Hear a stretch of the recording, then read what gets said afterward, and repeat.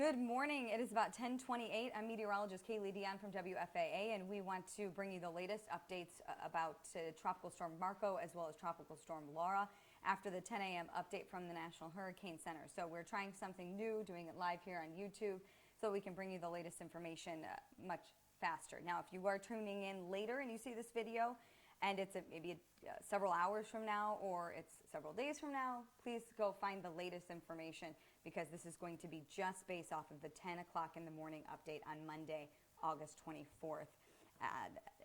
We're going to start by looking at the bigger picture here. We've got two storms here on satellites. You can see right off the panhandle of Florida, that's Marco, and then we've got Laura that's right along the southern coast of Cuba.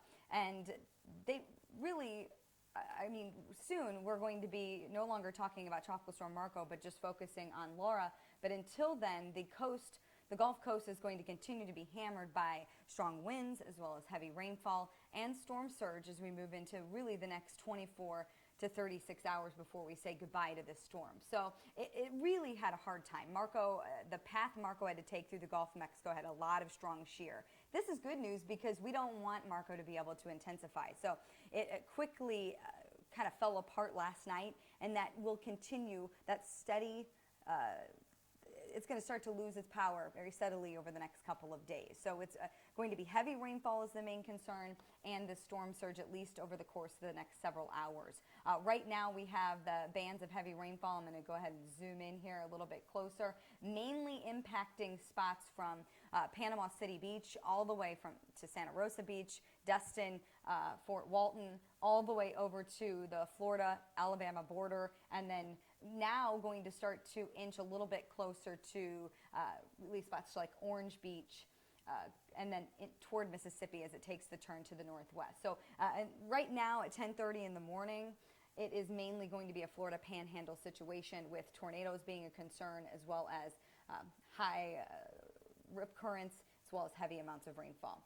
So at this point, the main concern is going to be the right quadrant of the storm. And when we talk about that, that's going to be the far eastern edge of the storm, because what's happening is they're rotating counterclockwise. So you're pushing all of that wind on the right side toward land. So that's where you're going to have the strongest storm surge. And that currently at this point is going to be from Panama City along the Florida Panhandle over toward the Florida and Alabama state line. It's going to start to curve to the northwest, and when it does, that's going to start to move some of that storm surge over toward the mouth of the Mississippi River and then toward New Orleans and then southeastern Louisiana.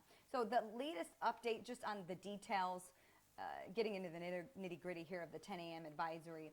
Winds are down to 50 miles per hour, gusts up to 65 miles per hour. We're currently moving to the north-northwest at about 8 miles per hour. So it's only about 50 miles off the coast, close to that. So we are looking at a landfall as we go into midday and afternoon hours today. And then it's going to take a sharp turn to the west. Watch this track. So it starts to make its way towards southeastern Louisiana, and then it curves and becomes an area of low pressure quickly. So that's good news for spots like South Louisiana and then going into southeastern portions of Texas. This, you don't necessarily need to be too concerned with. It's going to bring some rainfall to southeastern Texas, much needed rainfall to it's going to stay, unfortunately, south of DFW for those of us here in North Texas. So we're really not going to see much in the way of impact from Marco. But this will then just fizzle out completely, and it will no longer be a factor. So between now and really early Wednesday morning, we're going to watch Marco kind of fizzle out into nothing. Until then, though, southeastern Louisiana, if we look at some of the warnings that are out there, we have a tropical storm warning stretching from the Florida-Alabama border all the way through southeastern Louisiana. That's mainly because of the winds that you're going to see 50 miles per hour, gusts up to 60, heavy rainfall, and storm surge about 2 to 4 feet. You can see the areas in orange here that are going to see the highest storm surge, and that's going to be coupled with high tide. So right now we're going to be moving into a low tide over the course of the next few hours. Low tide's right in the middle of the day. This is good. This is good because it's going to keep some of that storm surge down. Then as we go into tonight, when it starts to take that turn to the west and move towards some of these locations in the orange, high tides overnight, and that's going to be when we see the highest storm surge of 2 to 4 feet in some of these locations here.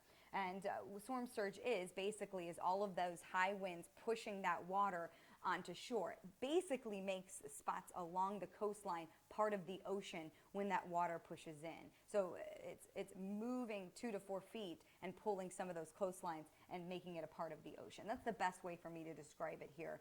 Then you have to couple that with heavy rainfall. So some of these locations, if we look at this again, are going to see this rainfall over the course of really until tomorrow morning, about 24 hours from now, before it starts to move into the western parts of Louisiana.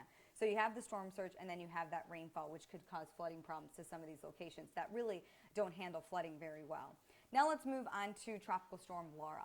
Laura has been battling land. It's interacting with land, which can really break up the center of circulation. So it stayed strong. It's either stayed or even intensified in it all day yesterday. So it's at 60-mile-per-hour winds at this point, 70-mile-per-hour wind gusts, with moving to the west-northwest at about 20 miles per hour. So it's starting to really pick up steam, and it's going to stay along the southern coast of Cuba over the course of the next 24 hours. By tomorrow morning, if you look here at the track, it's going to make its way into the Gulf of Mexico, quickly intensifying. By the time we get into Wednesday is when we could see it make landfall as a Category 2 storm.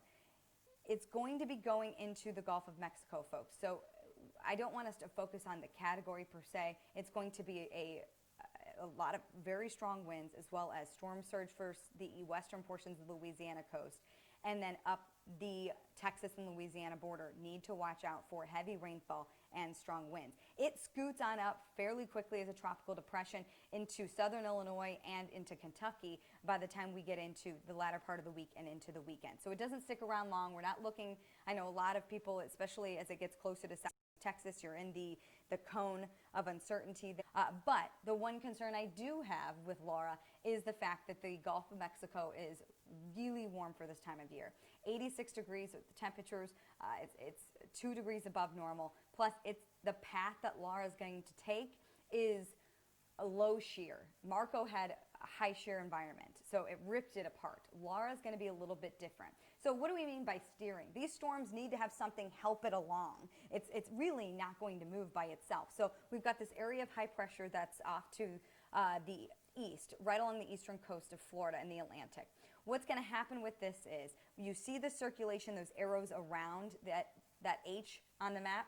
Well, that's the winds. So the winds are going to be pushing it off to the west. So if you've noticed, that track is slowly start to move a little bit farther to the west, and that is because of this. I'm going to push this in play. That area of high pressure moves to the west. So it's going to push Laura farther to the west. The longer that this storm is in the Gulf of Mexico, the more it could intensify. So that's why there's still so much uncertainty in the category, the power of the storm, and still with some of that track and exactly how far west it will be. Now, as it moves inland, what's going to happen is there's going to be a cold front that moves into Oklahoma that is going to influence it to move farther to the north and east. That's why you see that sharp turn up toward southern Illinois and Kentucky, because that cold front's going to start to push that and push it back to the north and east. So that's what it's being steered by, are these mid-latitude cyclones that are going to be helping it along. So if we look at North Texas, look how close it comes. This could bring us a little bit of rainfall. So I want to show you the tracks both together at this point before we get into our time cast. You see that Marco fizzles out before Laura even makes it to landfall. So they won't really, the paths interact, but they won't interact at all. Then if we look here, you can see that by looking at our time cast, I want to show you what happens. This is going to be what's over Louisiana's Marco. Very unorganized, just rainfall at this point by the time we get into Tuesday night. And then it moves into the southeastern portions of Texas and really becomes nothing. Then here comes Laura. You can see it at 5 o'clock in the morning on Wednesday, right off the coast by the time we get to midday Wednesday. And then if we look here, 7 o'clock in the evening, looks like an evening landfall, and then rides the Texas-Louisiana border. This is going to bring potentially tropical storm force winds to East Texas as we go into Thursday morning. That is for those of you from Longview, Tyler, over to Center. We'll watch this again. It all depends on exact track, and we're still several days out. And then also some of the wraparound moisture will bring in a chance for rain for parts of North Texas. That rain, as Laura quickly moves off to the northeast, will move out, but we'll keep a little bit of rainfall in here for Friday morning. So I have about 30% in coverage for Wednesday and Thursday for North Texas, and then I have 20% in coverage as we go into the day on Friday. So if we look at some of these max wind gusts, as I said, we could have tropical storm force winds as far north as North Texas. That could be the impacts for North Texas, as well as 1 to 3 inches of rain for spots from Canton to Sulphur Springs to the east. Along the Louisiana-Texas state line, 3 to 5 inches possible. Any sway from east to west could change this dramatically. If the track goes a little bit farther to the west, that will push the heavier rainfall amounts farther to the west. If the track goes a little bit more to the east, that takes most of that rainfall farther to the east, and North Texas receives very little. I really don't think we're going to know exactly where this track for Laura is going to be until it gets into the Gulf of Mexico.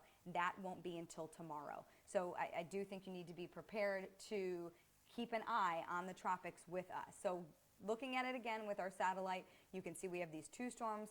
One is just on the heels of making landfall later this afternoon, Marco, and then Laura is going to be a couple of days that we're still going to have to watch. And I do think Laura is going to be the stronger of the two. I know it will be the stronger of the two. And that what southeastern Texas needs to watch closely, and also what North Texas needs to watch for the potential for any rainfall. Of course, we're going to have updates throughout the day with our entire weather team. We will keep you up to date not only here on YouTube, but also on all social media channels. And we will keep you up to date on WFAA News as well.